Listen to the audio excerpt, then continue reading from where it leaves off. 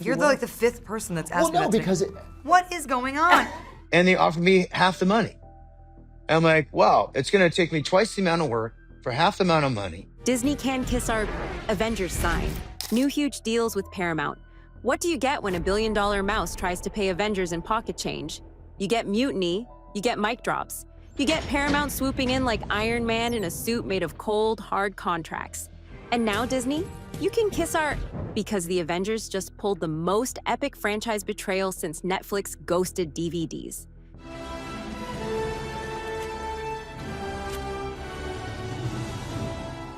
Before we get into the good stuff, Direct Celeb is where the truth gets untangled.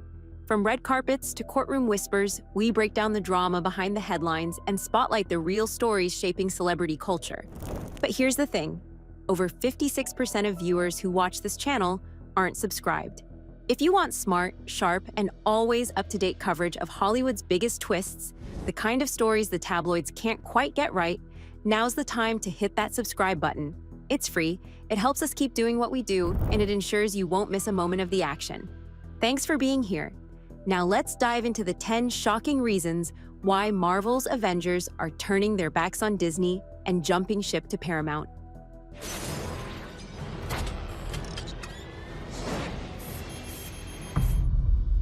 Number 1, Jeremy Renner's savage rejection.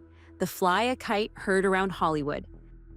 Let's talk about Jeremy Renner, the man who survived getting crushed by a 14,000-pound snowplow, broke 38 bones, flatlined in the snow, and still had more spine than the entire Disney boardroom combined.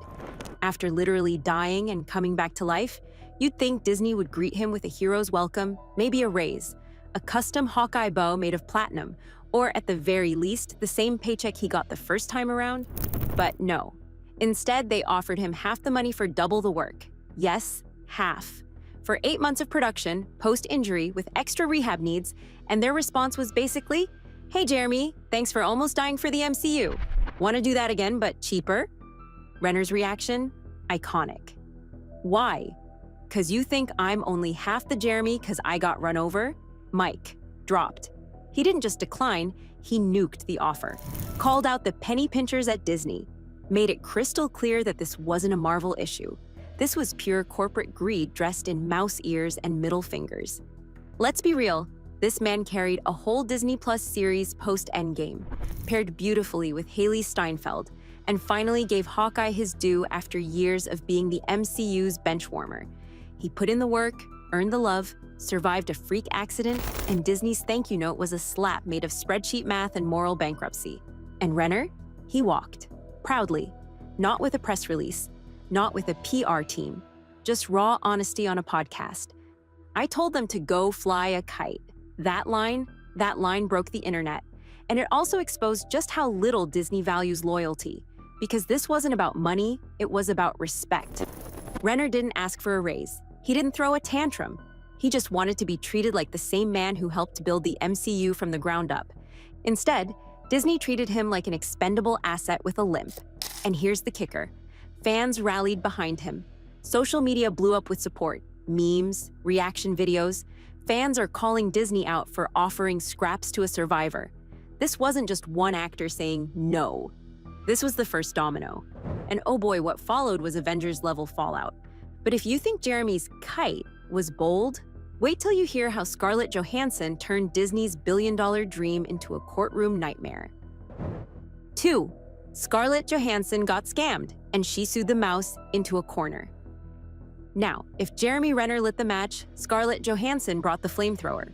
We're talking about one of the highest-paid actresses in the world, the woman who helped shape the entire MCU with a decade of badass performances, and Disney tried to screw her over on the way out like she was some intern asking for a parking pass. Let's rewind to 2021. Black Widow was finally dropping after endless COVID delays. Scarlett had signed a contract that guaranteed her a cut of the box office profits, because that's how it's always been done for A-listers. But instead of the usual exclusive theatrical release, Disney threw Black Widow on Disney plus Premier Access the same day it hit theaters. No warning, no renegotiation, just, surprise, your paycheck is dead on arrival. Why does that matter? Because her back-end bonuses, the millions she was promised, were tied to ticket sales. and streaming slashed that potential in half. So Scarlett sued, not with a PR stunt, not with a vague, creative differences press statement. She filed a full-blown lawsuit against the richest studio in Hollywood. That's not just bold, that's historic. And what did Disney do? They didn't apologize. They didn't own up. Nope, they shamed her. Publicly, Disney released a tone-deaf statement accusing her of being callous for wanting her money during a pandemic, as if the same company didn't just give its CEO a $46 million bonus during that exact pandemic. They tried to paint her as greedy, but the internet wasn't having it. Fans, critics, even other celebs rallied behind Scarlett, calling Disney's move sexist, disgusting, and corporate gaslighting 101. Because let's be honest, would they have pulled this on Robert Downey Jr.? Would they have tried this with Chris Evans? Doubt it. This wasn't just about cash, it was about setting a dangerous precedent. Disney was testing the waters to see if they could break contracts, rewrite the rules for streaming, and shortchange stars. And Scarlett was the first to say absolutely not. The lawsuit settled quietly. Translation: Disney paid up but didn't want to admit defeat. But the damage? Permanent. Scarlett exposed the rot under the polished castle walls. She proved that Disney was willing to gut its own leading lady to protect its bottom line. And she showed the rest of Hollywood exactly what happens when you push back and don't blink. Since then, ScarJo has made it clear, I'm done being disposable. She launched her own production company. She signed deals with Apple TV and A24. And she made sure her next projects were 100% mouse-free. So if Renner was the rebellion starter, Scarlett Johansson was the first real general in this war. But if you think this was about a one-time betrayal, just wait till you see how Disney's entire streaming model was built on screwing over its biggest stars.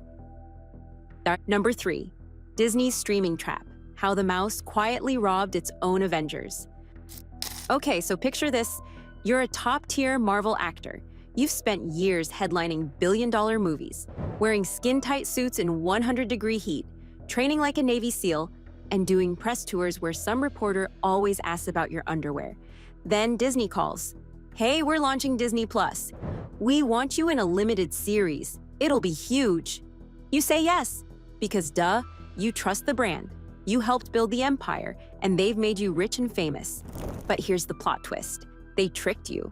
Because when it came time to sign the dotted line, Disney didn't play by the old rules. Actors like Jeremy Renner, Elizabeth Olsen, Paul Bettany, and Tom Hiddleston, the faces of Phase 4, were lured into Disney Plus shows like WandaVision, Loki, Hawkeye, Secret Invasion, and The Falcon and the Winter Soldier with the promise of prestige and franchise importance.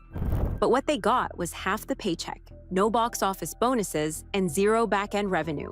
Why?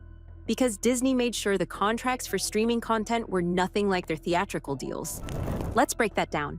No global ticket sales equals no revenue share. No box office performance equals no profit milestones. No theatrical clause equals no legal recourse.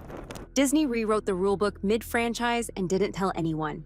They figured streaming was the future, and actors would just gratefully take less for more work, more hours, and more pressure to carry entire arcs alone. And here's the most diabolical part. By shifting Marvel's main content pipeline to Disney Plus, they bypassed all the traditional pay structures. No union standards, no theatrical contracts, just loopholes wrapped in NDAs. Scarlett Johansson's lawsuit was just the tip of the iceberg. What she called out publicly, dozens of actors were whispering about privately, because they were scared and locked into these new contracts with little leverage. Insiders began leaking that Hemsworth, Olsen, and Bettany all renegotiated their contracts or backed out entirely from future streaming deals once they realized they were being fleeced. An anonymous source in The Hollywood Reporter said it best: "The mouse is stealing from its own." Let that sentence haunt you, because it wasn't just about Avengers. Even lesser-known stars like supporting characters, stunt doubles, and VFX teams were caught in the crossfire. Everyone was overworked, underpaid, and legally cornered. Meanwhile, Disney executives were popping champagne over subscriber growth, knowing their streaming slate was being held up by actors earning less than they made during Phase 1. And the cherry on top, many of these streaming shows required twice as much filming time as their movie counterparts. More pages, more reshoots, more VFX edits, all for a fraction of the pay. So let's recap. Disney built an entire Marvel streaming universe on the backs of its top talent, while quietly stripping away every perk, bonus, and residual. This wasn't just exploitation. This was systematic devaluation disguised as innovation. And when the stars finally caught on, they didn't just walk away, they started talking. And that, folks, is the moment the Disney Plus golden era turned into a creative graveyard. But if you think this corporate sabotage ends with underpaid Avengers, wait till you see how Disney treats the people keeping the theme parks running, because some of them are literally living in their cars. 4. Cast members living in their cars. Disney's magical empire built on human misery. Let's pull back the curtain on the real Disney fairy tale, the one they don't turn into musicals.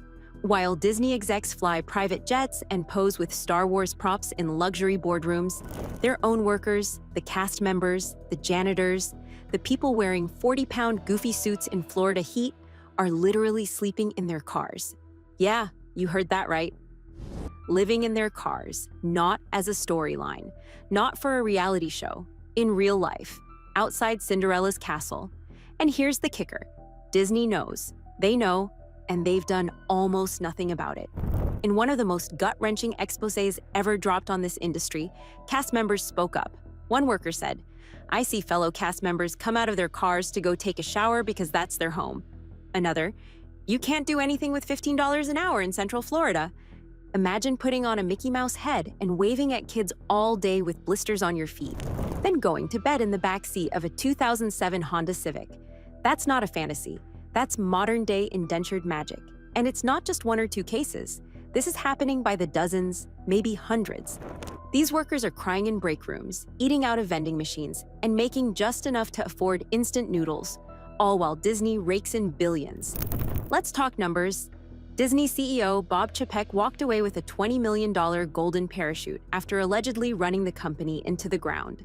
Meanwhile, food vendors at Disney parks couldn't afford lunch. In one union vote, when Disney offered workers a pathetic $1 raise, 96% of unionized cast members said no. Not maybe, not can we talk, just hell no. Because it wasn't just about the pay, it was about being treated like disposable cogs in the most profitable magic show on Earth. This is the same company that wants to AI scan actors' faces and digitally recreate their performances forever. So are we surprised they treat their employees like NPCs with shift schedules? And here's the most depressing irony. These are the people who make the magic real. The ones your kids take photos with. The ones who clean up the popcorn, who fix the rides, who smiles until their cheeks cramp, even when their rent just went up 30%. And Disney? They're out here spending millions on marketing fluff, executive retreats, and internal surveillance software to spy on employee emails during the Hollywood strikes. Let that sink in. They spent money to track dissent, while cast members couldn't afford dinner. This isn't just a labor issue. It's a moral collapse. It's a class war in mouse ears. So while the headlines focus on Avengers walking away, this right here, is the darker truth. Disney doesn't just undervalue its stars, it dehumanizes the people who make the illusion possible. And yet, the stars aren't staying silent anymore. Because while park workers fight to survive, the original Avengers are secretly building an escape route, and it's leading straight to Paramount. Let's talk about the actor exodus Disney never saw coming. 5. Robert Downey Jr., Chris Evans, Hemsworth. The OG Avengers are secretly flirting with Paramount. Listen up, because this is where the Avengers saga goes from blockbuster drama to full-on Hollywood soap opera. The original Avengers, RDJ, Captain America, and Thor aren't just eyeing new paychecks. Nah, they're staring down the barrel of creative suffocation at Disney. Years of being boxed into corporate checklists, endless reshoots, and marketing gimmicks have left them starved for something real: ownership and artistic freedom. Leaked emails and insider whispers reveal these guys aren't just chatting about a pay raise, they want stakes in the game. They want a seat at the table where decisions get made, scripts get shaped, and profits get split. Paramount, they're offering that and a chance to rebuild their cinematic legacy on their own terms. Imagine this. RDJ flexing his producer muscles instead of just flexing in the Iron Man suit, Chris Evans calling the creative shots instead of playing second fiddle, and Hemsworth rewriting Thor's destiny outside the shadow of Disney's micromanaging grip. This isn't just a studio hop, it's a strategic coup to reclaim their power and respect. And here's the kicker. Paramount's not just dangling cash. They're promising the Avengers a fresh playground, Bigger budgets, looser reins, and a chance to innovate rather than imitate. No more endless Marvel sequels dictated by corporate spreadsheets. This is Hollywood's biggest cinematic defection since Sony lost Spider-Man to Disney. So while Disney sits comfy counting profits, the OG Avengers are quietly plotting a blockbuster mutiny, and Paramount's ready to roll out the red carpet. But hold tight, because if you think the Avengers going rogue is wild, wait until you hear how Robert Pattinson just slammed the door on the whole multiverse mess. Starring 6, Robert Pattinson killed the Marvel x-DC crossover with one walkout. All right, this is where the plot thickens like a Hollywood thriller with a side of, wait, what just happened? Robert Pattinson, the brooding Batman we love, was this close to starring in a massive multiverse crossover event that would have had Marvel and DC colliding like two titans in a CGI explosion of fan service. Imagine Avengers meeting Batman in a shared universe extravaganza that could have reshaped superhero cinema forever. But nope. Pattinson pulled a move so savage, it sent shockwaves through the studios. He walked out, just like that. One day on set, one scripted line too many, and he bailed. Why? He cited ethical misalignment. But let's decode that Hollywood speak. Pattinson wasn't about to be anyone's pawn. He refused to be cloned, merchandised, and underpaid in some corporate multiverse experiment that treated actors like disposable cogs. He saw the writing on the wall. This wasn't about art or storytelling anymore. It was about squeezing every drop of profit from his name and likeness without giving him a fair slice of the pie. That walkout didn't just kill the crossover.